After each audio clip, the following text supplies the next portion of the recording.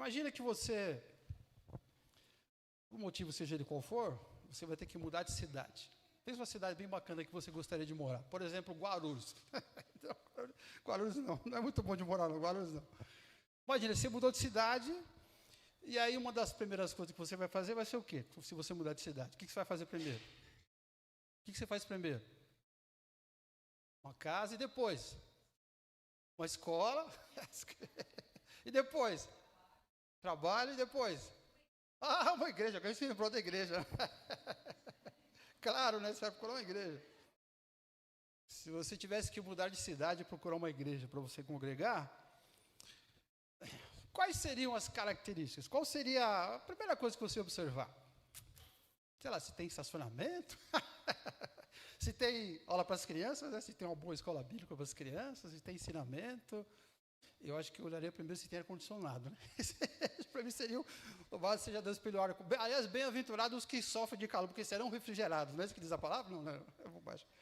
Mas a gente observa algumas coisas mais externas, depois algumas coisas mais importantes, mas no final a gente tem mais ou menos um jeitão. Cara, de repente eu gosto daquele estilo de música que toca na igreja, eu gosto lá do jeitão do pregador, do pastor da igreja, eu gosto da cara da igreja, do prédio, né? Eu fico com a cara dos irmãos, pessoal simpático, a gente ia olhar algumas coisas nesse sentido.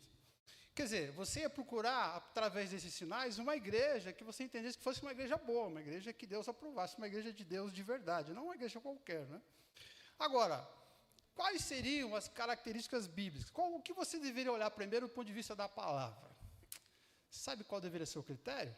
Você deveria descobrir, tentar encontrar uma igreja que obedecesse às ordens do Senhor Jesus e confiasse no poder e na presença. Essa deveria ser a principal característica. Por quê? Porque esta é a qualidade fundamental de uma igreja que é uma igreja boa, uma igreja verdadeira, uma igreja de qualidade. Então, uma igreja verdadeira é aquela igreja que segue as ordens do Senhor Jesus, que segue o ensinamento do Senhor Jesus, que cumpre as ordens do Senhor Jesus, como a gente também cantou, independente das circunstâncias.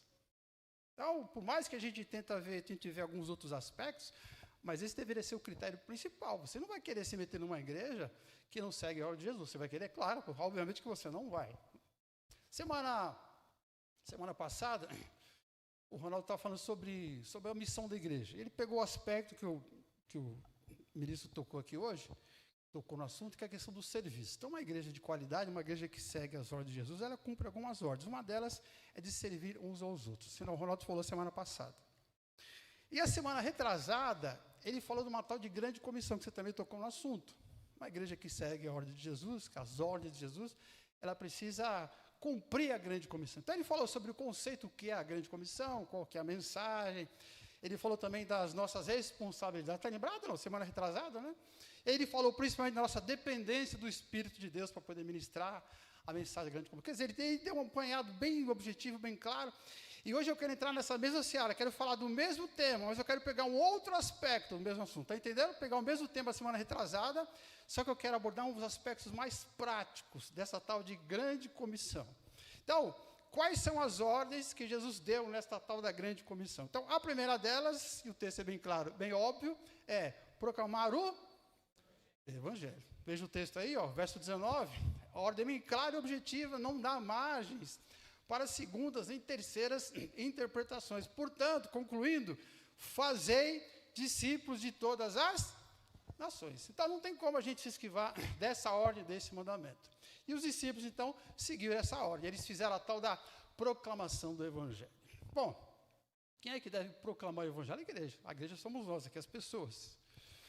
Segundo as estatísticas, mais ou menos 10% das pessoas que frequentam qualquer igreja de verdade, mais ou menos 10% das pessoas que frequentam qualquer igreja, por exemplo, uma igreja com 100 pessoas, pelo menos 10 pessoas terão o que a gente chama, segundo a Escritura, de dom de evangelização. Quem é essa pessoa que tem um dom de evangelização? Quer dizer, de cada 100 pessoas que tem numa igreja, 10 pessoas têm um dom especial. É o camarada, como é que eu vou dizer? Ele não precisa ir para uma faculdade de teologia, ele não precisa fazer um curso na igreja ou outro lugar, pode até fazer se quiser para se aperfeiçoar. Não precisa que ninguém fique empurrando ele para ele fazer o que ele tem que fazer. Quer dizer, é um sujeito que tem dentro dele uma habilidade sobrenatural dada pelo Espírito de Deus para anunciar o Evangelho. É o tipo do sujeito que não consegue pegar uma fila de banco. Aliás, tem fila, não sei se existe fila de banco ainda. Existe fila de banco ainda? Já tem uns 30 anos que eu não vou no banco, nem sei qual é a cara do banco mais, né? É o sujeito que não consegue pegar uma fila, seja o que for, e não puxar papo com quem está do lado, e daqui a pouco, quando você vê, ele está falando da palavra. É algo impressionante. Você não precisa dar uma ordem para esse cara, é natural, é espontâneo, aquilo brota dentro dele, é como respirar, faz parte da vida dele. Isso é 10%. E os outros 90%, que somos nós aqui, meros pecadores perdidos. Qual que é a nossa responsabilidade nessa ordem de proclamar o Evangelho? Atos capítulo 1, versículo 8, você deve conhecer, diz assim: vocês vão receber poder quando descer sobre vocês o Espírito de Deus, o Espírito Santo, e aí vocês serão minhas testemunhas. Atos capítulo 1, versículo 9.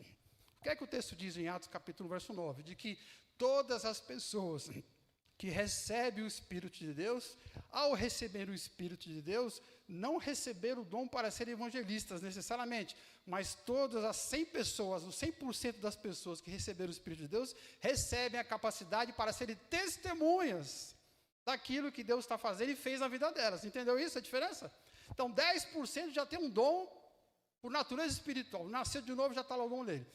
Mas todas as 100 pessoas têm a obrigação, porque tem o Espírito de Deus, de proclamar as grandezas de Deus por onde quer que elas passem. E aí, antes que você, não sei se você tem esse pensamento, eu já ouvi isso em alguns lugares, né? Antes que você diga assim, mas testemunhar, eu posso testemunhar com a minha vida. Já viu essa conversa mole em algum lugar? Conversa mole, pode fazer besteira, né? Conversa mole. Já viu essa conversa mole em algum lugar? Não, lá no meu trabalho eu testemunho com a minha vida, com o meu comportamento. Bom, você pode até, sei lá, tentar testemunhar com a sua vida, quer dizer, o que a pessoa quer dizer com isso? Que o comportamento dela é um tal comportamento que segue o ensinamento de Cristo, que basta pessoas olharem para ela, que elas vão, esse cara é que é espiritual, ele transmite alguma coisa, né? Essa é a teoria. Só que, na verdade, ninguém é infalível. Se você estiver, por exemplo, fazendo a faculdade, você fala assim, não, aqui eu não vou, é um ambiente hostil, um evangelho pesado, aqui eu não vou falar nada, eu vou deixar que a minha vida falhe. Mais cedo ou mais tarde, mais que você tenha um bom comportamento, vamos dizer assim, entre aspas, bom comportamento, né, diante das pessoas, conforme a palavra, os caras, esse camarada aqui, ele é cristão, é da igreja tal, mas ele fica calado, não fala nada, acho que ele tem medo que a gente brigue com ele, que a gente está na faculdade, ou está no trabalho, tem medo que a gente fique zoando com ele aqui no trabalho, na hora do almoço, esse cara não fala nada. Mas a gente sabe que esse camarada é crente, então ele está na dele. Mas no dia que você der uma primeira vacilada, acabou o seu bom testemunho. Não tem conversa, mas não importa que você está lá 10 anos e nunca fez nenhuma besteira. No dia que você fizer a primeira besteira, os caras vão cair de pau em cima de você e vão dizer, tá vendo? Aí é o crente lá. Olha o espertinho, tá vendo? Eu sabia. Está 10 anos ali, tudo certinho, moralista, não sei o que lá, tá vendo aí, ó? É tudo farinha do mesmo saco. Então vai por água abaixo de qualquer maneira. Então, a melhor maneira de você lidar com essa questão é você já assumir diante das pessoas com quem você convive que você é um camarada falho. Não seja moralista. Seja realista. Olha, gente, vocês olhem para mim, vocês estão vendo que eu estou cheio de problema. Aliás, você pode usar isso a seu favor na hora de abrir a boca. Você pode argumentar, você está vendo? Eu sou uma pessoa como eu sou, toda esquisita, toda cheia de problema, de pecado, de defeito. Mesmo assim, olha como Deus é bom, né? Olha o que Deus tem feito. Aí você pega, entra no gancho e começa a falar do que Deus tem feito na sua vida, usando aquela mesma malandragem que os caras tentaram te pegar. Então, o testemunho não pode ser só de comportamento, tem que ser verbal, palavra, você tem que contar alguma coisa, testemunha viu. Aí, se ela, a piadinha besta, se ela for muda...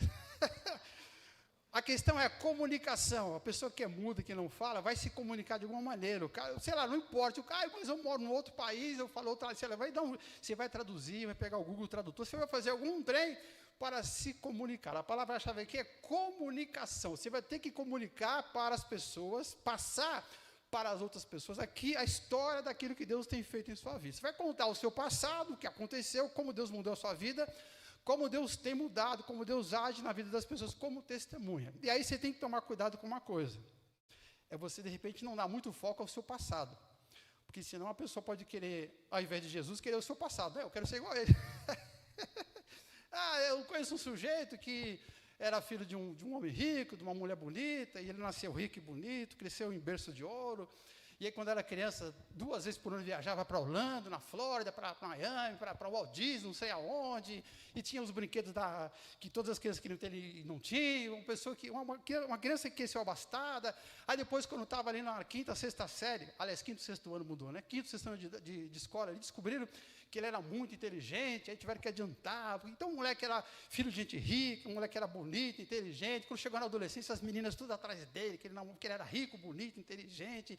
E aí ele entrou para a faculdade, com 18 anos já estava na faculdade, fazendo curso de medicina, e aí escolheu a menina mais bonita da faculdade, do curso de enfermagem, claro, né, para poder ser esposa dele. E aí um dia ele entrou numa igreja, pregaram sobre humildade, e ele descobriu que ele não podia ser arrogante. Agora, uma vez por semana, ele serve as pessoas de graça. Repara aí que 99% do testemunho ficou onde? No passado, na vida da pessoa. Esse não pode ser o foco. O foco tem que ser a mudança, tem que ser a transformação do que Deus está fazendo na sua vida. Você pode até usar o seu passado. Eu tenho um passado forte, não tem problema, você pode usar. Aí eu era viciado, eu estava ali na boca do lixo, lá na Cracolândia, não tem mais Cracolândia, subiu agora, né? Então, ou não sei o que aconteceu com a Cracolândia por aí. Eu estava na Cracolândia, apareceu um zumbi, uma caveira, e um dia um pessoal que faz trabalho de rua foi lá, me abraçou, me pregar, e agora eu estou aqui, mudei de vida, né? Ganhei uns 20 quilos a mais, agora eu tenho uma casa. Eu era bandido, estava lá no... sabe o que é julgamento julgamento do bandido, como é que funciona? Julgamento, né? Estava lá no julgamento no meio dos bandidos, estava com um fuzil apontado na minha cabeça, a polícia chegou, acabou com aquela festa, com aquele julgamento clandestino, e aí tinha um policial que era cristão, me apresentou a palavra, eu me converti. Quer dizer, você pode ter um passado assim louco, está entendendo? Um passado forte, pesado, mas não pode ser o foco tem que ser as mudanças que Deus está fazendo na sua vida, e normalmente as coisas mais simples são as que mais causam influência na vida das pessoas. Por exemplo, você pode dizer, olha, eu sempre fui uma pessoa mentirosa. E às vezes, para poder, em vez de enfrentar o problema, eu usava de mentira. Eu era covarde. E aí você pode até contar várias dificuldades que você teve por conta de ser mentiroso. Depois você pode narrar como que Jesus entrou na sua vida e como que isso foi sendo transformado, ou de uma vez ou aos poucos. Mas você vai narrar ali a mudança. Você pode dizer, eu era um cara egoísta. E eu tive você conta de tal problema, que eu era uma pessoa egoísta. E um dia conheci a palavra, aí entendi o amor de Deus, e a graça do amor de Deus, como o amor de Deus não é egoísta, é altruísta, e isso mudou a minha vida. Eu tinha um complexo terrível de inferioridade, não conseguia nem olhar o meu rosto no espelho de manhã. Era terrível, toda semana uma depressão, angustiado, tentei matar 2 vezes, 2, 3 vezes, mas um dia alguém pregou a palavra e mostrou que eu era a imagem e semelhança de Deus. Quando eu entendi isso, a minha vida começou, aí você vem contando as mudanças, as transformações, quer dizer, você pode contar o seu passado, deve contar, mas você tem que contar de uma maneira que gere salvação na vida das pessoas. Você tem que contar, eu tinha um vazio tremendo na minha vida e hoje está cheio do Espírito Santo, que precisa contar isso. Essa é a comunicação do Evangelho. Está entendendo, sim ou não? Sem ser evangelista, nem treino no mérito, só nos 90%. Mas o meu ponto ainda não é esse. A questão é que, talvez até aqui você já sabia, né? A questão é outra, eu quero abordar um outro aspecto, que são os meios que a gente usa, ou melhor, não tem usado, ou melhor, deveria estar usando para fazer essa comunicação do nosso passado e da mudança que Jesus fez em nossas vidas. Quais são os meios de proclamar o Evangelho que a gente está usando de forma inadequada? O primeiro que eu quero citar aqui é a famosa rede social.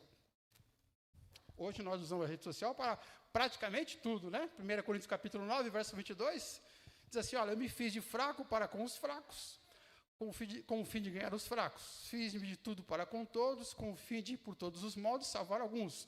Tudo faço por causa do Evangelho. Traduzindo, aplicando, eu uso qualquer meio que for possível para comunicar o Evangelho, inclusive a tal das redes sociais. E como eu te falei, a gente usa a rede social hoje para tudo. Se você, por exemplo, tem um negócio, tem uma loja, eu uso a rede social para divulgar na minha loja. Se eu sou um cabeleireiro, boto lá o meu salão na rede social, faço a minha propaganda, né? Até certo ponto é de graça. Então, eu uso para fazer minhas coisas profissionais. Eu uso a rede social para me engajar. Eu sou um camarada muito engajado, gosto de animais, sabe, na rua. Então, eu posto sobre animais que foram resgatados, né? Eu sou um sujeito muito politizado.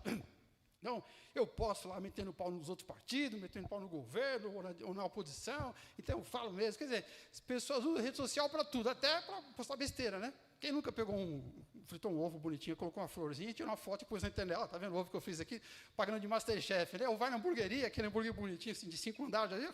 Aí antes de você destruir aquele hambúrguer de 5 andares, você tira uma foto e posa, né? Aí o cara pega o celular, fica até pesado, sei lá, cadê o peso do hambúrguer, né? Usa celular para tudo, mas para pregar o Evangelho, a gente não usa o celular de forma adequada. Muitas vezes a gente tem vergonha de colocar alguma coisa na nossa rede social, vai queimar o meu filme. Ou às vezes quando não tem o medo de queimar o filme, coloca aquilo que não deve, usa uma estratégia adequada. Às vezes coloca um vídeo que não tem nada a ver com nada. Um vídeo, sei lá, de missões, é uma coisa do tipo, sabe, que o incrédulo não tem o menor entendimento. Ou, do nada, alguém está passando o seu feed ali e você coloca um versículo do nada, né? Que Deus amou o mundo, mas sem explicação, sem nada. Às vezes também a gente coloca o link do culto da igreja, reparou? Deixa eu contar um segredo. Seus amigos incrédulos, eles não entram no link do culto da igreja. Não se iluda. Não se iluda. Igrejas grandes que tem muita gente assistindo, a grande maioria são pessoas de outras igrejas. O pessoal da igreja aqui no Porto está no dia, os incrédulos não olham. A hora que você manda, o cara é seu amigo, ele viu lá, ele clica a primeira vez, ele viu que é culto, ele sai fora. A próxima vez ele nem olha, nem entra. A gente não usa de forma adequada. Você precisa ser mais esperto nesse sentido. Então, eu vou te dar 2 sugestões. Primeiro, quando você vê que algum fato aconteceu e boa parte das pessoas estão sabendo, você pega um vídeo, seu celularzinho, e grava você um vídeo, põe o teu rosto ali para falar, é você falando, você não está transmitindo indiretamente a mensagem de outra pessoa, é você falando com as pessoas que te conhecem, você comentando, olha, tal fato aconteceu, a minha opinião é essa, aí você coloca a tua visão como cristão e o que Jesus faria. Por exemplo, se não me falha a memória, foi nesse carnaval agora, que teve uma escola de samba que passou na frente de uma igreja, não foi? Você lembra disso? E ela parou na porta da igreja e o pessoal da igreja não podia sair da igreja. Você lembra disso? Não? Foi no carnaval agora. Já imaginou se fosse o contrário? Uma igreja resolve fazer uma reunião de oração na porta, na saída de um barracão de uma escola de samba no carnaval. Já pensou? A igreja se reúne na porta da saída do barracão e o pessoal estava indo para o desfile, a igreja fez uma reunião de oração na porta do barracão e os caras não... Imagina a confusão que ia dar, mas nesse caso aqui foi o contrário, né? O que aconteceu? Os caras estavam saindo com a escola, eles pararam na frente da igreja e ficaram um bom tempo, o pessoal não conseguia sair da igreja. Você pode pegar um fato como esse, por exemplo, só um exemplo, né? Pega um fato como esse, faz um comentário e olha, tá vendo aí, ó, se fosse o contrário, a gente seria taxado de intolerante, né? Diante cívico, sabe? Qualquer coisa, ia falar um monte da gente, mas foi, olha como foi. Essas pessoas impediram a nossa liberdade, mesmo assim não houve revidação, o pessoal não entrou com processo, não brigou, não fez nada, esperou a escola passar com toda tranquilidade e depois foi embora. Por quê? Porque é isso que Jesus ensina para a gente. Percebeu? O link, percebeu? Esse link funciona. A estratégia, você pega um fato conhecido, coloca Jesus no meio e explica por que as pessoas, como Jesus viria aquela situação, como Jesus iria influenciar aquela situação. E é claro, né, o mais clássico, se você conseguiu alguma coisa, uma vez importante, sei lá, por exemplo, eu comprei um apartamento. Grandes coisas, hoje em dia todo mundo compra um apartamento, né? Apartamento hoje ele estava vendo ontem, me mostrou, um apartamento de acho que 20 e poucos metros quadrados, 200 mil reais. 20 e poucos metros quadrados, eu achei que o meu era pequeno, descobri que dá metade, né? Eu estou feliz que eu comprei o meu primeiro imóvel. Alguém vai dizer grandes coisas, mas para você é grande coisa. De repente você olha para a tua família, nunca ninguém teve uma casa, toda uma vida inteira morou de aluguel. Para você é uma benção. Então você vai gravar um vídeo mostrando o seu apartamento novo e fala, Deus me deu, porque Deus é bom. Então você pode usar dessa estratégia, a maneira mais adequada para você usar as redes sociais. Mas tem um segundo meio, e esse aqui também não está sendo usado para testemunhar, e esse é mais importante do que as redes sociais. É um negócio chamado amizade com os incrédulos. Aquela frase que eu gosto de falar de vez em quando, ai, ai, ai, ai, ai, ui, ui, ui, ui, ui. Mas, pastor, o Salmo 1 não diz assim, não fala daquele homem que não como é que é? Não anda, como é que é mesmo? Me ajuda aí? Não anda, não se detém, não se assenta, como é que é? Na roda de quem mesmo? Bem-aventurado o homem que não anda com os escarnecedores, com os pecadores, não se assenta com eles, não se detém. O Salmo não diz isso. Não diz isso. Você lê o Salmo errado. Ali está falando de uma progressão de atitudes, né? Você se envolveu com eles, teve um contato com eles no primeiro momento, depois você acabou se detendo nos pensamentos dele e depois você estava fazendo igual a eles. É uma evolução, entende? Não está falando de você não ter contato com eles, está dizendo de você não ser influenciado por eles. Do contrário, o próprio Senhor Jesus teria sido acusado de pecado, que é justamente o que ele fez. Mateus 9, verso 11. Perguntaram, por que o vosso mestre come com publicanos e pecadores? Por que o mestre de vocês tem contato com quem não presta? Publicanos e pecadores. Quem eram os publicanos e pecadores? Eram prostitutas, eram ladrões, era gente da escória da sociedade, gente que ninguém gostava, eram criminosos. E Jesus vivia comendo, jantando, almoçando e tendo contato com esse tipo de pessoas, com esse tipo de gente. Então, esse é o tipo de comportamento, de postura, que a gente precisa olhar para Jesus e fazer a mesma coisa, não rejeitar essas pessoas. Ah, mas tudo bem, eu entendi, mas aí tem outro problema. Qual que é o problema? Eu sei que a palavra manda a gente ter contato para poder comunicar o evangelho, mas eu não sei, eu me sinto mal. Como assim? Ah, não sei, não aguento. Tem um pessoal que eu conheço, pastor, que é o seguinte, às vezes eu já tentei até sair com eles, ter um contato com eles, fazer uma certa amizade, né? Mas eu não aguento aqueles papos. Tem um sujeito lá que toda vez que eu converso com ele, ele fala da vida promíscua que ele tem, sinceramente me dá nojo de ouvir. Aí esses dias ele chegou e falou assim, olha, eu vou te contar uma coisa que aconteceu essa semana comigo, o que foi? Aí eu saí com uma pessoa aí eu fiquei mais surpreso ainda, por quê? Porque ele falou que tinha saído com um homem. Eu falei, ai meu Deus, cruz credo. Não aguento ouvir essas conversas. Já tentei almoçar com os caras da minha empresa, com os vendedores que trabalham comigo lá, mas não tem jeito. Na hora do almoço, eles ficam contando vantagem, porque mentiram, não sei para quem, quer dizer, usa mentira, como se fosse alguma coisa de orgulho, sabe? E fala da desonestidade. Eu não aguento esse tipo de conversa. Ah, eu tentei fazer amizade com aquelas moças ali da academia, não sei aonde ali, mas eu não aguento. O papo, a ideia é sempre a mesma. Olha, se você não está feliz, forte, se você não está bem no seu casamento, chuta seu marido. O homem está sobrando, como se estivesse sobrando mesmo, né? O homem está sobrando, sabe? Eu não aguento esses papos, essas conversas, não dá para mim. Como é que eu vou ter contato com essa? Eu não sou Jesus. Fora, né, os inconvenientes mais óbvios, né? Você vai conversar com alguém, aquele bafo de cigarro, quando for cachaça na sua cara, vai conversar com um bêbado. Ah, eu tenho um amigo lá que não tem. Toda vez que a gente sai no final do serviço ali, às vezes vai em algum lugar, se ele puder beber, ele bebe. Quando ele bebe, ele começa a chorar. O cara, quando bebe, eu choro ou fica alegre demais, né? Muda tudo. Eu não aguento, como é que eu vou andar com aquele sujeito, aquele meu colega na faculdade, da academia, sei lá, e toda vez que eu encontro com ele, ele bebe, ele começa a chorar, aí ele me abraça, me chama de pastor, fala, faz uma oração por mim aí, prega para mim, evangelho. Mas eu não aguento, como é que eu vou pregar para eles, como é que eu vou andar com eles? Ué, são justamente essas pessoas, diz o texto, que precisam do evangelho, ó. Não necessitam de médicos, mas os enfermos, os doentes, você tem que pregar justamente para esse tipo de gente, para isso você tem que estar perto deles. Olha, ao longo da minha vida, como cristão e como pastor, eu participei de, sei lá, perdi a conta de quantos eventos, quantas atividades, quantos trabalhos de evangelização, sabe, que a igreja podia fazer, eu podia fazer. Lembro que todos os anos, durante muitos anos, tinha um evento que a gente chamava de Neighbor Spiritual, uma época que as bandas de soul, sabe? Lembra disso? Não estava na moda. Então, uma vez, quando a gente fazia um congresso lá, e vinha gente para ouvir música black, tudo quanto é lugar, e era muito interessante você ver a igreja cheia de gente que você não conhece, um monte de incrédulo querendo ouvir o som, porque o pessoal tocava bem. Então, eu participei de coisas assim, e era espetacular você poder pregar um monte de gente que não conhecia nada da palavra, que tem contato com essas pessoas, né? Já participei de campanhas durante muitos anos, que a gente fazia todos os meses com a igreja. Um dia, lá no domingo no mês, todo mundo jejuava, e aí todo mundo escrevia no papelzinho, um monte de pessoas que eram do seu círculo de amizade. Ó, essa semana, esse mês, você vai orar, jejuar por essa pessoa, depois você vai convidar, e no dia tal, a gente fazia o tal do culto evangelístico. A gente fez isso durante muito tempo, e era legal. Na segunda-feira, vinha a secretária com um monte de ficha. Ó, essas pessoas aqui se decidiram ontem. Era muito legal, essa experiência era sensacional. Preguei, sabe, em praça pública, preguei em escola, preguei até em cima de caminhão. Já pregou em cima de caminhão? Arrumaram um lugar, fizeram um evento lá, encheram de gente, me meteram em cima de um caminhão. Eu falei, meu Deus do céu, o que eu estou fazendo em cima de um caminhão em praça pública? Mas presta atenção que eu vou te falar, todo o sucesso, todo o resultado, todas as conversões de todos esses eventos, só tinha uma explicação, não era o evento em si, não era o marketing, nada disso. Sabe o que era? A amizade que as pessoas tinham. Eram os amigos que levavam, a gente fazia propaganda, até paga, fazia faixa, um monte de coisa, anunciava, não sei aonde, na rádio do bairro, mas eram os amigos que levavam os amigos da escola, da faculdade, da academia, não era a gente que levava a gente. Então, a amizade é a chave principal dos relacionamentos, e os relacionamentos é que levam às conversões. E aí temos um problema, porque nós temos a tendência de a gente ver muito isolado. O sujeito está trabalhando, você já deve ter visto isso, talvez até participado.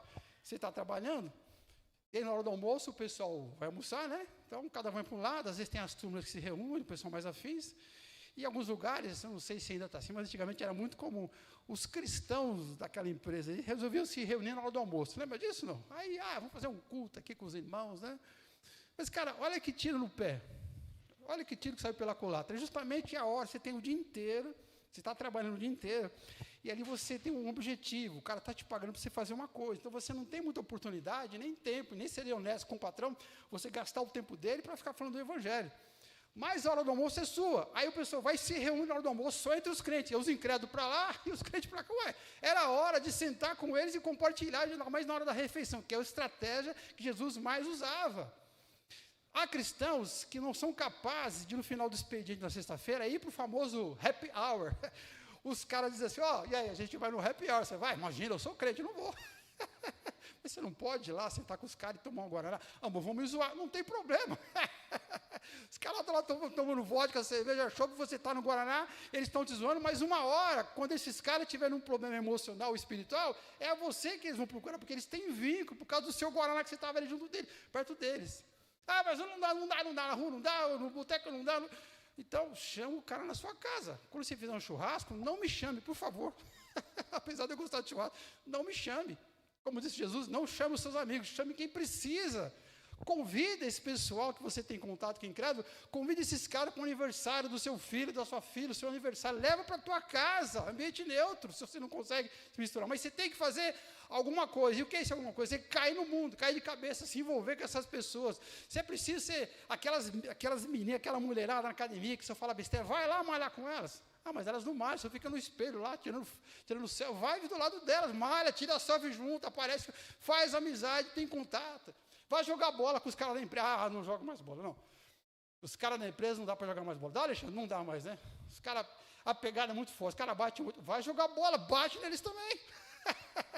Mete o pé e tudo de sola, porque depois que acaba o jogo, está tudo certo. Eles vão tomar cerveja, você passa aquela humilhação gospel com a sua latinha de Guaraná, mas você está junto com eles, caramba, cai no mundo. Uma igreja verdadeira, então, é aquela que cumpre as ordens dadas por Jesus, independente das circunstâncias. E qual é a primeira ordem? E de fazer discípulos de todas as nações. Quem entendeu até aqui, diga amém. Diga amém quem entendeu. Segunda ordem é discipular os convertidos, ensinando-os a guardar todas as coisas que vos tenho ordenado. Ensinar as pessoas a guardar. Você se aproximou de alguém, aquela pessoa se converteu, veio para a sua igreja, outra igreja, mas trabalha com você, convive com você, você tem contato com aquela pessoa e de alguma forma você, como diz a Escritura, você gerou um filho espiritual. E assim como um filho físico, se você gera uma criança, você não pode abandonar, né? O filho espiritual que você gerou, você também não pode abandonar. Você precisa agora cuidar dele, você precisa alimentar esta criança, é o famoso discipulado. Sabe o que é o discipulado? É Deus pegar uma pessoa, um vaso, e Deus vai lá e fala assim, esse vaso não está bom. Deus quebra, joga água, bate, esmigalha, transforma em pó, joga mais água, faz uma lama, gira lá o moinho, a rodinha e começa a moldar de novo. Só que ao fazer isso, ele não faz sozinho. Ele chama você e fala assim, vem cá, você que trouxe esse barro para cá, que eu acabei de quebrar, vamos moldar junto comigo. Deus usa você para moldar aquele barro. Então, você precisa, no primeiro momento, ensinar realidades espirituais para aquela pessoa. Por exemplo, ensinar sobre céu e também ensinar sobre inferno, que não está na moda. Tem que falar sobre essas coisas. Tem que ensinar o princípio da semeadura. Quem planta vento, colhe tempestade, é um ditado popular, mas está na Bíblia. Você colhe aquilo que você plantou. Você tem que ensinar, olha, você é casado, agora você se converteu, Deus está em você. Deus vai te dar força para você fazer o que é necessário fazer.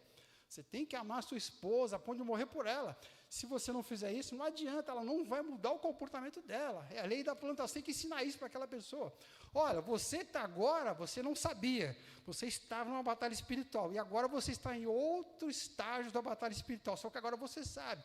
A batalha espiritual é a sua mente. As trevas, o bem e o mal estão na sua mente, travando uma luta. Tem um velho homem, o velho eu, o velho você que está aí dentro, e tem o novo eu. Os dois estão brigando, é uma luta terrível. E vai vencer aquele que for melhor alimentado e melhor treinado. Olha, você precisa entender isso, precisa entender que Cristo vai voltar.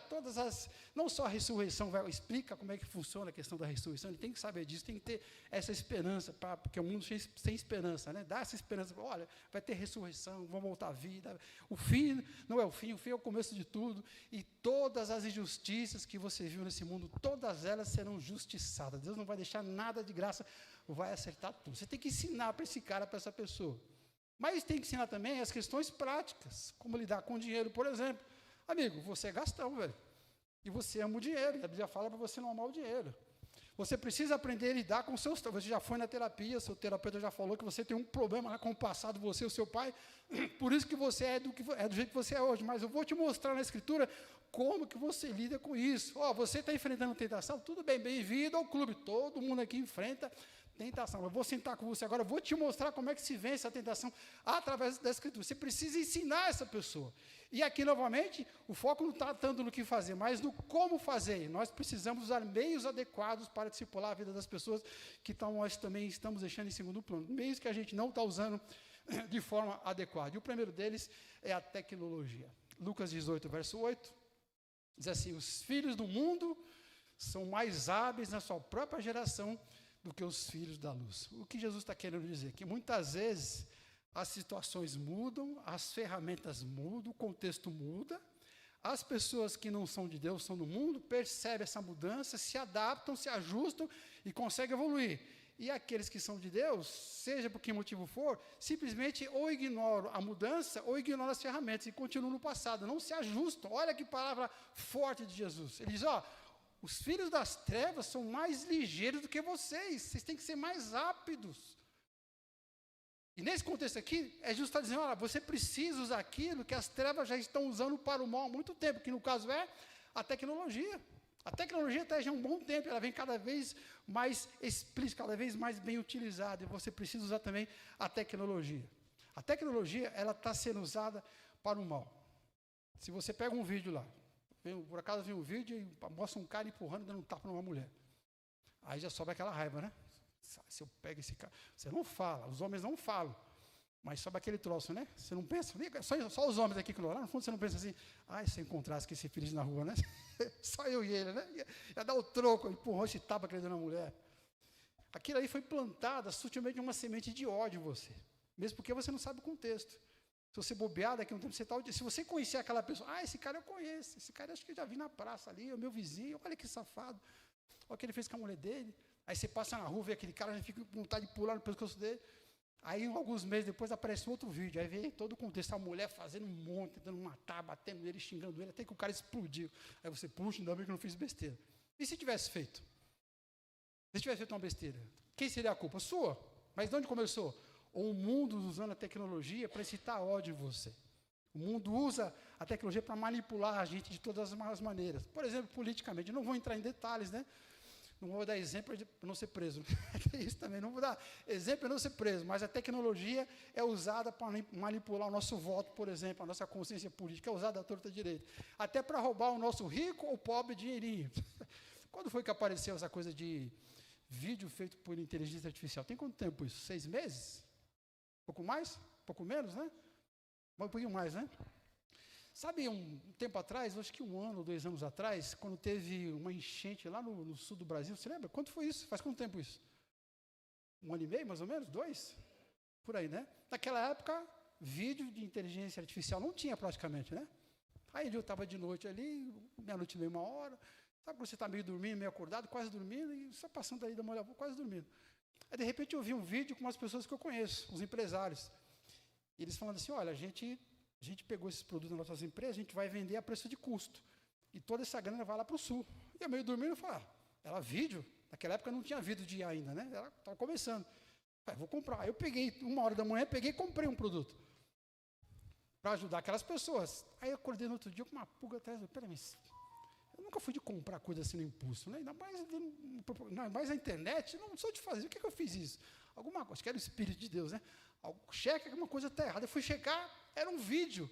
Depois eu fui ver o vídeo, era grosseiro ainda, sabe? Se eu estava dormindo, eu não vi, sabe? Aqui o olho diferente, você percebe os detalhes. Hoje está mais sofisticado. Você vê o vídeo igualzinho, né? E falei, rapaz, olha, a tecnologia... Ainda bem que o banco pagou meu dinheiro, que levou embora, mas o banco devolveu, graças a Deus. Não fiquei com prejuízo. Aí liguei no banco lá, os caras se tornaram. Mas olha, a tecnologia está aí para prejudicar, para o mal de todas as maneiras. A tecnologia é usada já há um bom tempo para fazer um mal. E por que é que a gente não pode usar a tecnologia para fazer o bem? Por que é que a gente não usa? Porque a gente é meio lerdo. Os filhos das trevas são mais ligeiros. E os filhos da luz são mais devagar. Que coisa, a gente não pode ser lerdo desse jeito. Vamos usar a tecnologia, vamos trazer o conhecimento para as pessoas. Durante muito tempo a gente tinha a Bíblia. ao longo da história aqui do povo brasileiro. A Bíblia chegou, a gente começou a ler a Bíblia. E a gente usava a Bíblia para discipular os novos convertidos. Depois de certo momento, pela demanda, a gente percebeu que só a Bíblia não dava, então a gente precisou comprar aquelas Bíblias de estudo, né? Mas Bíblia de estudo nunca foi barata, né? E hoje é barata ou não? Imagina, sei lá, 40, 50 anos atrás, era pior ainda, né? Agora faz bom tempo que eu não uso mais Bíblia de papel, só digital. Mas eu pegava a Bíblia, eu riscava a Bíblia inteira, com aquelas coisas que eu te ensinei um dia desse, lembra? Sistema de cores, né? E era engraçado porque quando eu estava terminando a Bíblia, já tinha uns 3 ou 4 de olho, porque eu doava, depois que eu lia, comprava outra, né? As pessoas tinham sede, queriam aprender, mas não tinha recurso. E aí depois, a gente começou a ter mais acesso aos livros, com a internet, a gente começou a ver ali o Amazon da Vida, as outras livrarias virtuais, às vezes a livraria era longe, aqui na Conde de Sazerdas tinha, nem sei se ainda tem, né? Tinha bastante livro, mas era longe em alguns lugares. Eu lembro que teve uma época que eu peguei todos os meus livros, juntei numa mesa gigante, e no final do culto eu coloquei assim, e falei, pessoal, tá vendo esses livros aqui? É de vocês, pode pegar, e todo mundo saiu que nem louco, desesperado, eu catava todos os livros, sumiu tudo, levaram embora. O pessoal tinha uma sede de livro, que eram caros os livros, eu tinha digitalizado todos eles, né? Mas passou o tempo, aí mesmo assim as pessoas não tinham muita dificuldade, porque os livros eram caros. Aí a gente começou a fazer apostila, como a gente faz hoje aqui na igreja, só que a apostila é ruim, você perde, né? Deixa no carro, é fininha, às vezes estraga, não deu muito certo. O próprio livro, o livro digital também parece que não pegou muito, a gente que gosta do livro de papel, mas lê aqui no celular, não gosta, eu gosto do papel, né? Mas aí apareceu a internet, depois apareceu a internet na casa da gente, porque antigamente não era na casa da gente, era onde mesmo? Na Lan House, hein? Que saudade, hein? Bons tempos, hein? Freguês de carteirinha na house, não tinha internet em casa. Agora eu vou estudar a Bíblia. Agora eu sento na internet lá, eu clico um assunto lá no Google, e ele vai me dar lá 57 sites sobre aquele assunto. Aí você tinha que olhar site por site, lembra? E ler tudo, era muito pesado, era complicado, era complexo, era chato. Aí a coisa evoluiu, depois a internet veio para casa, aí chegou o celular. E aí chegaram as Bíblias no celular, né, os aplicativos, mas também às vezes a interface não era boa, também os recursos eram limitados, às vezes bugava, travava, às vezes vinha com vírus, você baixava uma Bíblia e vinha com vírus. Bom, a evolução veio vindo, e hoje nós temos o que na ponta da tecnologia? Temos a inteligência artificial. Será que nós já entendemos o poder da inteligência artificial? Você sabe o que é uma IA? Um dia eu perguntei assim para a própria IA, como é que você... Olha a pergunta que eu fiz para ela me responder, né? Como é que você aprende o seu conteúdo? De onde você busca? E sabe, resumindo, qual é a resposta? Por exemplo, tem um assunto, vamos supor, assunto sobre termodinâmica, um assunto da física, né? Um assunto da física bem específico, sobre o calor, essas coisas. Aí ela pega todos os livros, todos os autores que publicaram qualquer coisa que está na internet, do mundo inteiro, de todos os tempos. Ela lê todos os livros e junta toda a informação no banco de dados paralelo. Quando alguém pergunta, ela vai, em questão de segundos, seleciona a informação de trás. Pensa no contexto espiritual. Aí ela tem lá todos os conteúdos que todos os crentes de todos os tempos escreveram. Desde os primeiros comentários, ainda nos primeiros séculos do cristianismo, no 3, 4, até o que foi escrito ontem, que foi publicado num livro. Ela tem todas as informações. Se eu quiser saber, por exemplo, sobre pecado, e fala assim, me dá aí as 10 principais interpretações do que é pecado. Uma delas a gente cantou hoje, que é você errar o alvo, né? Vai trazer as 10 principais, você pedir, ela te dá os 10 autores. É uma coisa assim espetacular, e em questão de segundos. E o melhor de tudo, de graça. É bom, né? Você pode usar à vontade, se você quiser algo mais sofisticado, você pode pagar, mas no geral a gente faz tudo isso. A internet é uma bênção nesse sentido, por causa da IA. Então a gente precisa usar a inteligência artificial para ensinar os nossos discípulos. Antigamente você sentava com alguém, ajudando aquela pessoa, as primeiras letras espirituais, a pessoa fazia uma pergunta, você, isso aqui, vamos ver se está na Bíblia, você tentava procurar, encontrava. Quando você não encontrasse, você falava assim, espera aí que eu vou conversar com o pastor, depois a gente conversa. Não é assim que você falava, né? Eu deveria falar, né? Você ia, voltava. Ou você pode sentar e abre ali, vamos ver junto aqui, aí você faz a pergunta, comenta junto, vamos falar sobre trindade, está aqui todas as respostas. Cara, será que existe reencarnação? Vamos ver aqui, Você não está muito seguro, qual é o texto mesmo que fala sobre reencarnação, né? Hebreus 9, 27, é dado ao homem morrer uma só vez, depois do juízo, que eu não lembro desse texto. Aí você vai, procura, olha junto, quer dizer, você começa a aprender a teoria cristã junto com aquela pessoa, começa a entender a prática. Você está discipulando uma moça, ela pergunta assim, olha, eu estou usando o DIU. É pecado usar DIU? Você não sabe, eu sou homem, como é que eu vou saber? Eu nunca pensei nisso, você vai na... O que é que o Evangelho fala sobre o DIU? Você pergunta, todas as respostas, a gente tem que usar esse recurso. tem que resgatar o recurso da tecnologia. Mas tem um que é mais importante do que a IA. A IA é muito importante para a gente discipular, mas tem um recurso que a gente também não está usando de forma adequada, que é mais poderoso que a inteligência artificial. Sabe qual que é? As ministrações na igreja. Claro que, por exemplo, uma pregação como essa, ou um grupo aqui fazendo estudo bíblico, ou uma escola bíblica, ou uma reunião discipulada, seja o que for, claro que um grupo ministrando, a pessoa que está ministrando jamais vai ter a informação que uma inteligência artificial tem. Claro, é óbvio que não. Mas existe alguma coisa que quando a gente está junto, acontece, que no computador nunca acontece. Que é quando a gente está falando, como diz aquele salmo famoso, né? Como é bom os irmãos estarem juntos. Porque ali é como o Espírito de Deus foi derramado, o óleo derramado sobre a cabeça e as barbas de Arão. Ali é o poder de Deus, aquela coisa que você está ouvindo aquela mensagem, aquele negócio queimar o seu coração. Já viu esse tipo de coisa? Você está ouvindo a mensagem, aquilo que, puxa vida, eu já li esse texto aqui 157 mil vezes, mas naquele dia estava chovendo, ninguém foi para a igreja, tinha meia dúzia de pessoas, eu estava lá e um pastor pregando, ele pregou o mesmo versículo que eu já ouvi um monte de vezes, mas naquele dia, não sei, alguma coisa aconteceu e meu coração começou a arder. Lembra de Lucas 24:32? Porventura não nos ardia o coração quando ele falava com a gente? Lembra disso, desse texto? Então, alguma coisa acontece na nossa vida quando a gente está junto, é algo excepcional, algo extraordinário. Opa, está errado. Hoje a minha secretária não veio, está dodói, tadinha, né? Aí, agora eu estou apanhando aqui dos slides de novo. Está para trás? E agora? Aqui o laser? Não? Para trás?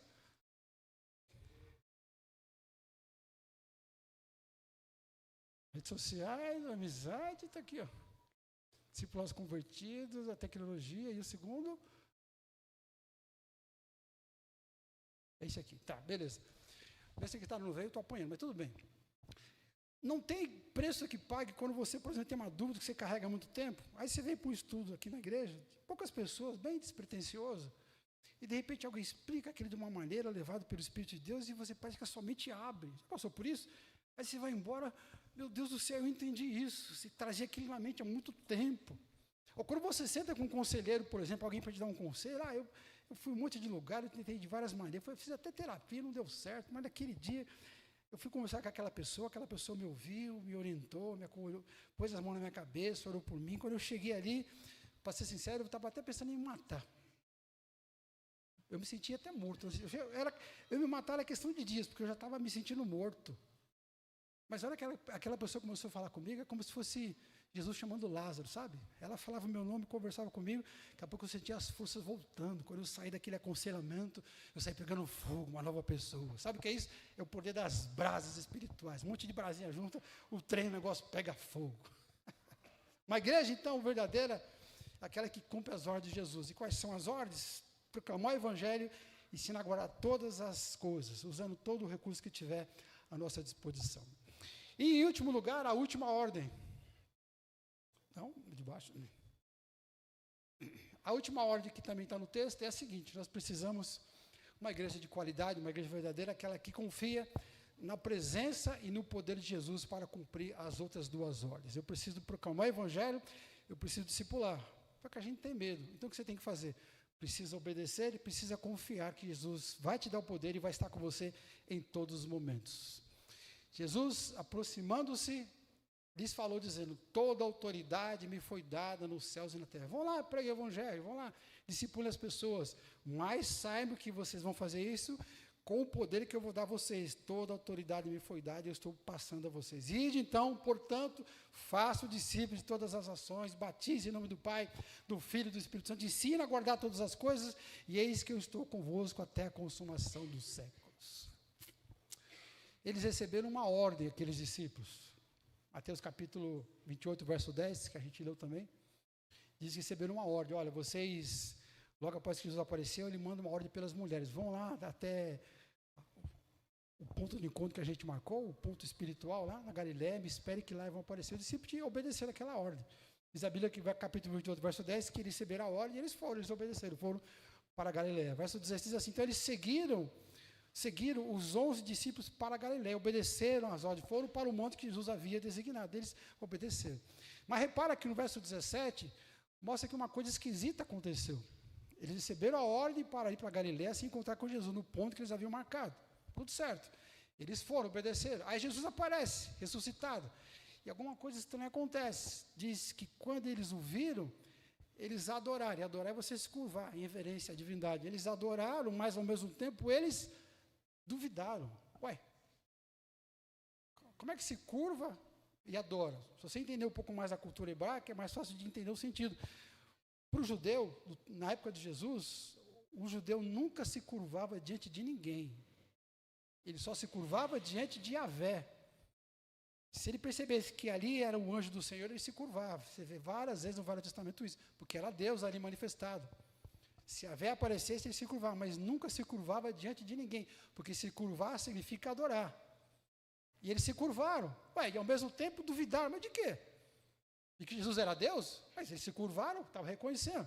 Não era Jesus, mas já tinham visto Jesus outras vezes. Então houve um momento ali de incredulidade. É como a hora que você está pregando a palavra, está testemunhando, está discipulando, e vem um momento, um lampejo, alguns segundos, algum instante de incredulidade. O que eu estou fazendo aqui? Falando para essas pessoas, ensinando essas pessoas, testemunhando, falando pelos cotovelos, com as outras. Vem um momento de incredulidade, mas não é aquela incredulidade absoluta, sabe? Aquela coisa que impede que as pessoas se convertam. Sabe? O cara tem um coração duro, não quer saber de Deus.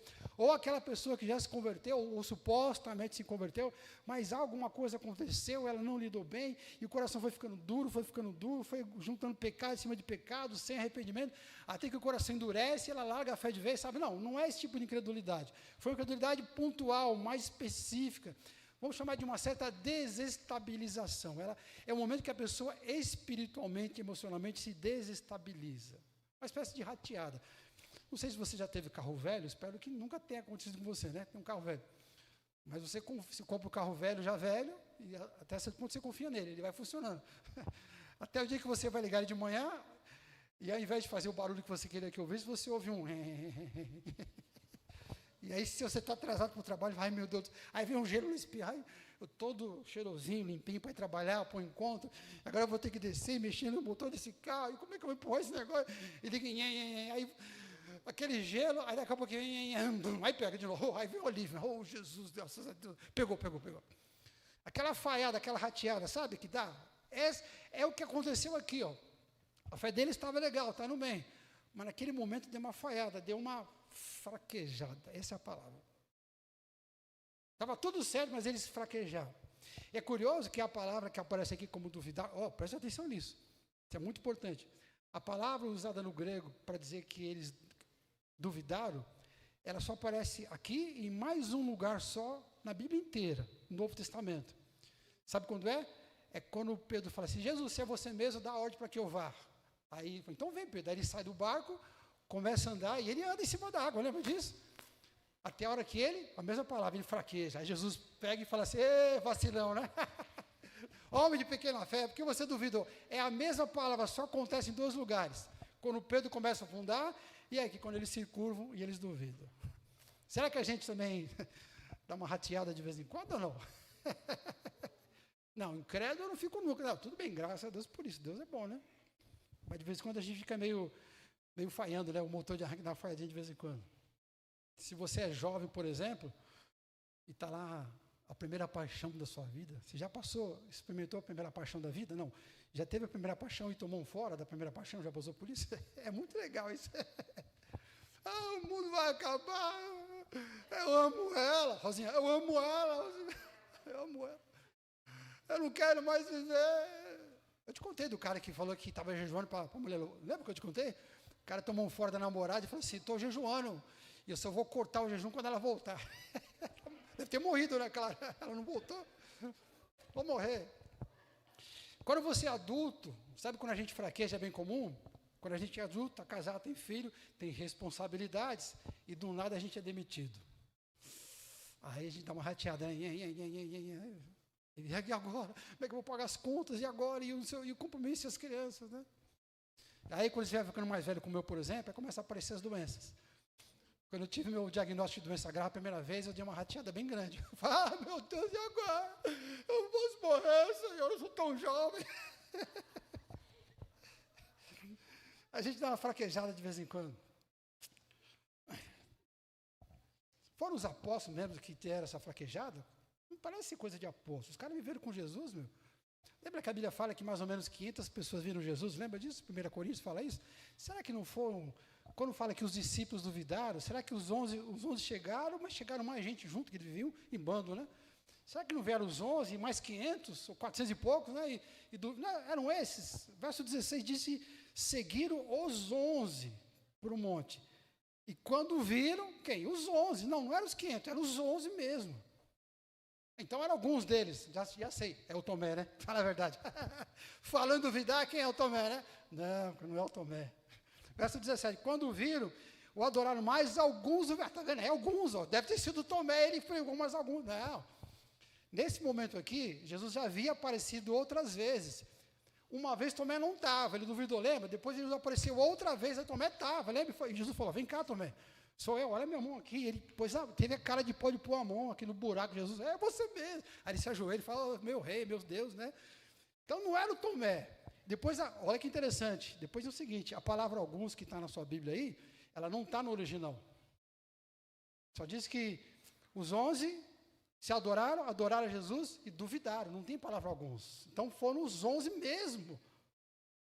Os 11, na verdade, de verdade, os 11. Depois de 3 anos e meio, 24 horas por dia do lado de Jesus, tomando banho no mesmo chuveiro que ele, comendo a mesma comida. Duvidaram?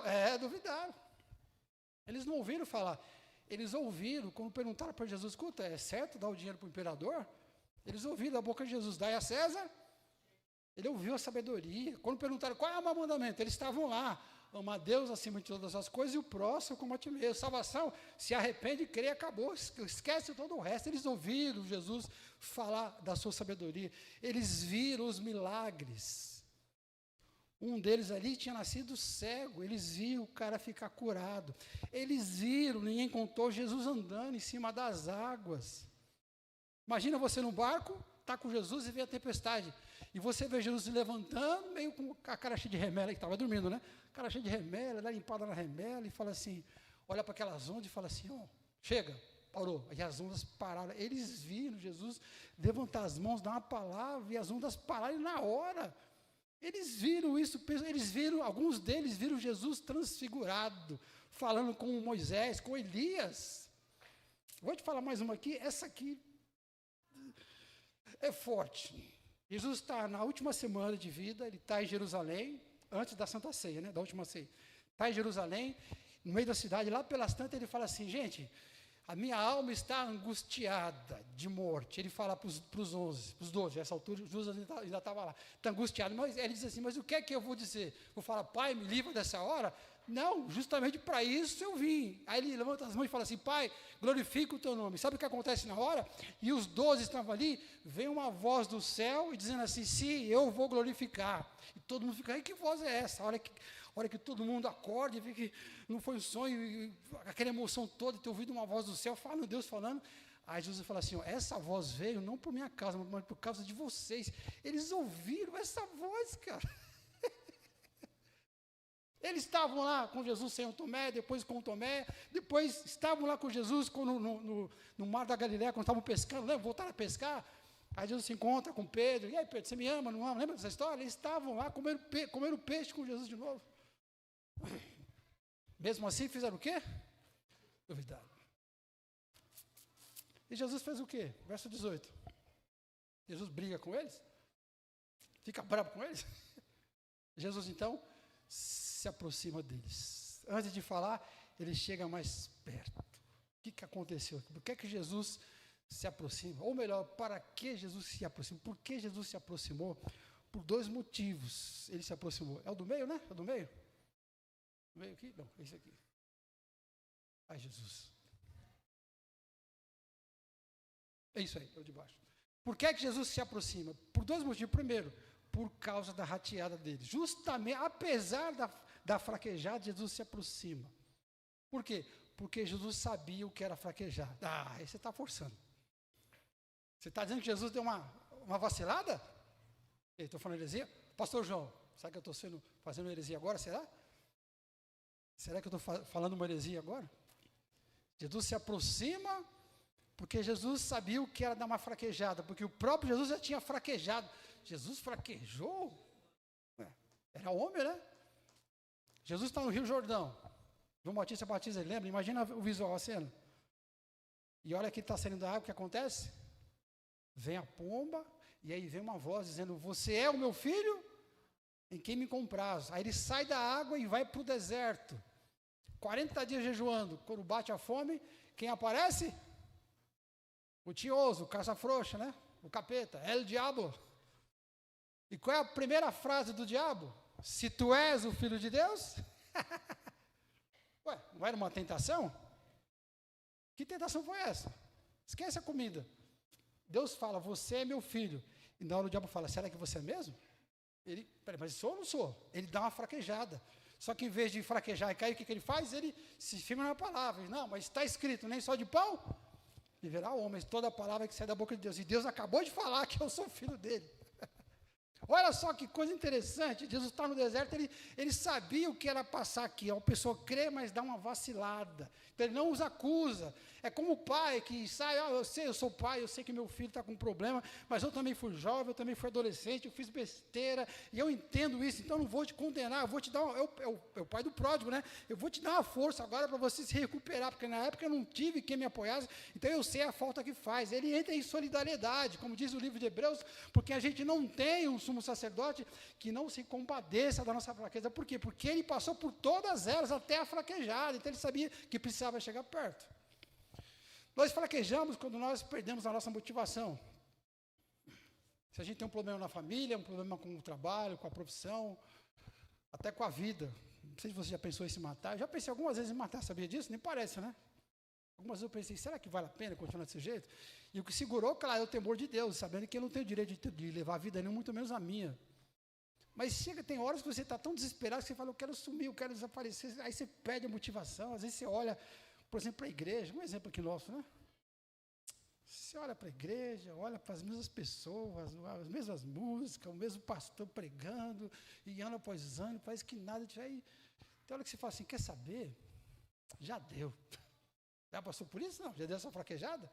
Cansei. Vou largar tudo, largar a igreja, largar Deus. Às vezes até larga mesmo, depois volta arrependido, né? Nós fraquejamos quando a gente perde uma batalha. Estava lutando para permanecer no emprego e foi demitido e agora tem um monte de problema.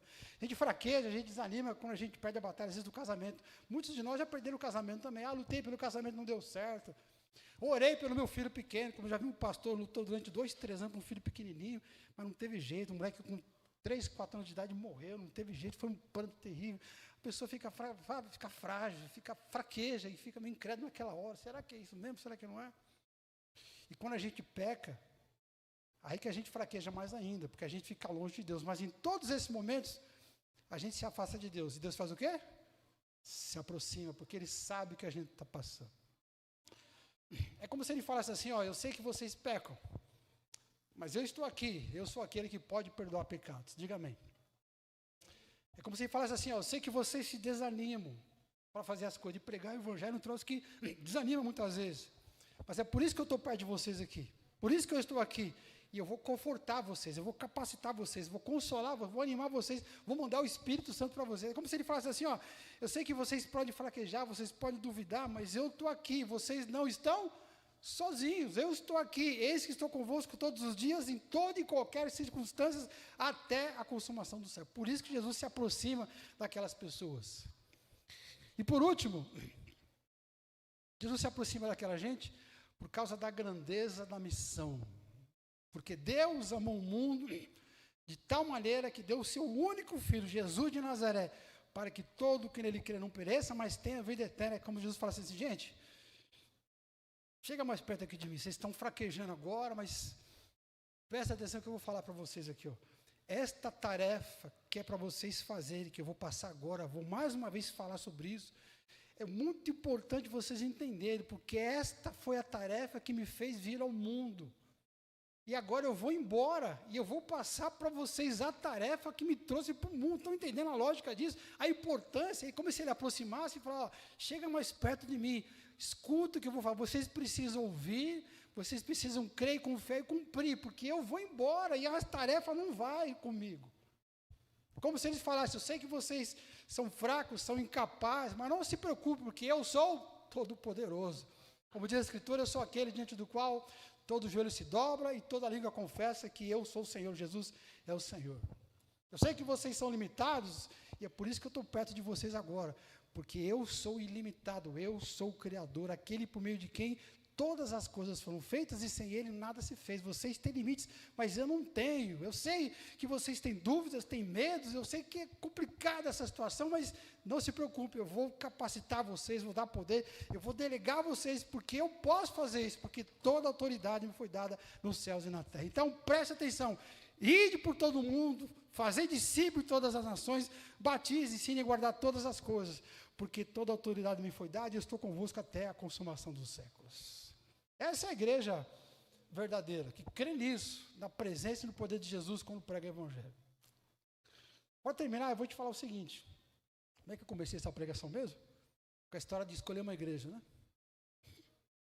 Se você for escolher uma igreja nova, qual seria o critério? Espero que seja esse, uma igreja que testemunha, uma igreja que discipula, e enquanto faz isso, ela crê na presença e no poder de Jesus incondicionalmente. Esse é o critério. Mas só por exercício mental, só supondo, não é verdade, tá? Vai dizer que eu falei isso, que eu estou dizendo, é só uma suposição. Imagine que fosse o contrário. Se a gente quisesse ir para uma igreja, a gente não fosse aceito de cara e alguém falasse assim, olha, a gente vai avaliar para ver se você serve para a igreja. Você mudou de cidade, eu vou para aquela igreja, vamos lá. Chegar o diácono para você na porta, peraí, calma aí, alto lá. Para entrar aqui é o seguinte, tem que crer no Senhor Jesus acima de tudo, tem que confiar nele, no poder, na presença dele, tem que ser uma testemunha e tem que ser um discipulador. Vamos avaliar você durante um ano e aí se você estiver bom, a gente aceita você na igreja. Já pensou se fosse isso, cara? Será que a gente já está lá? Só uma suposição, tá? Não estou dizendo que é isso, só uma suposição. Imagina que o Ronaldo falasse assim, gente, ouvi essa pregação que o Ailton fez, então tomei uma decisão, Ronaldinho falando no próximo culto. No final do ano, vamos avaliar todos vocês aqui, ó. É só suposição, tá? Eu não estou dizendo que vai acontecer isso, pelo amor de Deus. Né? Só uma suposição, só para a gente exercitar a mente aqui. O Ronaldo fala assim, no final do ano, vou examinar todos vocês. Nós queremos ser uma igreja verdadeira. Igrejas são pessoas, não é isso? Como nós queremos ser uma igreja verdadeira, as pessoas dessa igreja têm que pregar o evangelho, ou evangelizando porque tem dom, ou testemunho não importa, tem que discipular, tem que limpar os peixes, já que você gerou a vida, tem que cuidar da vida, né? Ainda que demore 9 meses, e tem que crer que durante esse processo Deus está com você. Nós vamos avaliar, e quem não estiver apto, a gente vai mandar embora da igreja. E tem uma fila lá de gente lá fora esperando para entrar também, e é o mesmo critério. Já pensou se fosse, será que a gente ficaria? Ai, Jesus. Claro que é uma suposição, brincadeira. Mas a gente pode tirar um quê de verdade dessa suposição? Pelo menos uma parte a gente pode tirar e aplicar na nossa vida. Por que a gente não toma um propósito com Deus? Pensa assim, bom, hoje é o último domingo de março, não é isso? Abril, maio, junho, julho, agosto, setembro, outubro, 9 meses fora nada, dá 9 meses, não é isso? 9 meses. Faltam 9 meses, é o tempo de gerar uma vida na barriga de uma mulher, não é isso? E se a gente fizesse um propósito com Deus? Deus, é o seguinte, ó, não sei se eu vou conseguir, mas eu quero fazer um propósito contigo de que nos próximos 9 meses eu vou aproveitar toda a oportunidade que o Senhor me der e eu vou tentar gerar uma vida no Espírito, vou tentar ganhar alguém para o Senhor. E nos próximos 9 meses, se eu ganhar alguém, eu vou tentar discipular essa pessoa. Talvez eu não consiga, tudo bem. Não vou perder a salvação, não vou ser esposo da igreja, graças a Deus, né? Mas estou fazendo contigo um propósito, Deus, de nos próximos 9 meses ganhar uma vida para o Senhor e cuidar dessa vida. Tenho 9 meses para fazer isso. Você faria esse propósito com Deus? Chegar em dezembro, no último culto, você fala assim, eu estou aqui pregando de novo, Ronaldo, esse aqui é o meu amigo Zé. Lembra aquela pregação que você fez lá em março? Pois é, eu aceitei aquele desafio, aí Deus colocou uma pessoa no meu caminho, está aqui, ó. Preguei, se converteu, discipulou, agora está aqui para ser batizado. Estou apresentando a minha oferta a Deus, né? Fiz um filho no mundo espiritual, um filho na fé, e criei, agora estou trazendo e entregando para a igreja. Você tinha as manhas de aceitar esse desafio? Cadê a coragem agora, hein? Estava preparando essa mensagem, fiquei pensando, eu acho que eu vou fazer esse desafio comigo mesmo. A gente que é pastor, a gente passa muito tempo ensinando as pessoas, né? E a maior parte das vezes são as pessoas da igreja, ou dessa igreja ou de outra, sempre ministrando para os crentes. E no nosso caso, por exemplo, não sei o João e o Ronaldo, mas eu trabalho o tempo todo em casa, o dia inteiro em casa. E às vezes quando eu treino, não treino mais em academia, eu treino na rua, num parque. Eu vou lá, o parque está vazio muitas vezes. Então eu tenho pouco contato com incrédulo. No prédio eu não conheço ninguém, o pessoal não para no prédio. Pensei assim, eu estou meio acomodado, sabe? Já tem um tempo que eu não ganho ninguém. Já teve anos eu batizar muitas pessoas. Lá no Pimentas, quem batizava as pessoas era quem trazia para a igreja, né? Todo ano eu batizava alguém. Já tem um tempo que eu não batizo ninguém, né? Quer dizer, não ganho ninguém. Aí pensando nessa mensagem, eu pensei, acho que eu vou fazer esse desafio comigo. E eu queria fazer com você também, se você tiver as manhas. Tem as manhas de falar, não, Senhor, esse ano até dezembro, eu vou me esforçar, não sei se vou conseguir, mas pelo menos eu vou tentar gerar um fruto e apresentar diante do Senhor. Vou tentar confiar. Tem as manhas comigo? Tem as manhas de fazer esse voto? Sim ou não? Quem tem a manha? Deixa eu ver. Alguém tem? Levanta a mão assim, fechado. Pulso de marcha não, como é que eu vou falar, sem ser politicamente correto? De gente crente forte, levanta a mão, deixa eu ver. Mostra de novo. Eu vou fazer esse voto, né? Bora fazer esse voto? Vamos? No livro de Atos diz que o povo se reuniu e orou depois do Pentecostes. Eles oraram no segundo momento, depois do Pentecostes. Quando Pedro estava na cadeira, eles oraram. Diz que o Espírito Santo encheu, e eles saíram dali cheios do Espírito e começaram a pregar, e muita gente se converteu, e não eram os 12, eram outras pessoas. Eu queria que a gente orasse agora para o Espírito encher a gente, para a gente pregar a palavra esse ano. Pode ser, não? Vamos orar? Vamos ficar em pé, então, vamos orar juntos? O pessoal do Pulso de Ferro, encosta aqui para a gente orar junto, por gentileza. Vem cá, vamos orar junto para o Espírito nos encher e a gente cumprir com esse voto. Vamos ver o que Deus vai fazer na nossa vida. Encosta aqui na frente, aqui, para a gente orar. Encosta aqui, pode encostar mais um pouquinho aqui. É forte, hein? Desafio brabo, hein? Pessoa que cada vez que você estiver conversando com alguém, peguei um busão, aí do nada a pessoa começou a falar comigo, aí você vai lembrar do voto. Agora, Deus trouxe. Vamos precisar de graça de Deus. Senhor Deus, derrama graça sobre nós, Senhor Deus. Como a gente viu naquele texto lá do teu livro de Atos, as pessoas orando, aí o teu Espírito se moveu, e quando elas saíram daí, elas começaram a pregar a palavra, e muita gente se converteu. A gente gostaria muito que a mesma coisa acontecesse conosco, que a gente tivesse autoridade, ousadia, coragem, confiança para fazer isso, mas a gente é fraco, a gente fraqueja, a gente duvida, a gente não usa as ferramentas corretamente. Então, Senhor Deus, tenha misericórdia sobre nós, nos dá esse privilégio, coloca pessoas no nosso caminho que possam estar aptas para ouvir o Evangelho, aquelas pessoas que são tuas, mas que ainda não se converteram, coloca no nosso caminho, nesse resto de ano, Deus, e nos enche do teu Espírito, nos dá o poder e a autoridade, a convicção que o Senhor estará conosco naquele momento, quando a gente abrir a nossa boca para falar da palavra. Traz na nossa boca a palavra de testemunho, de poder do Senhor, que seja capaz de converter a vida das pessoas, nos dá a sabedoria e capacidade para ensinar essas pessoas, nos usa como farol, como ponte, como luz para iluminar a vida destas pessoas. Por isso, enche-nos do teu Espírito, Deus, para a gente possa cumprir com esse grande propósito, em nome de Jesus. Amém? Graças a Deus. Aplaudir o Senhor Jesus bem forte. Amém, glória a Deus.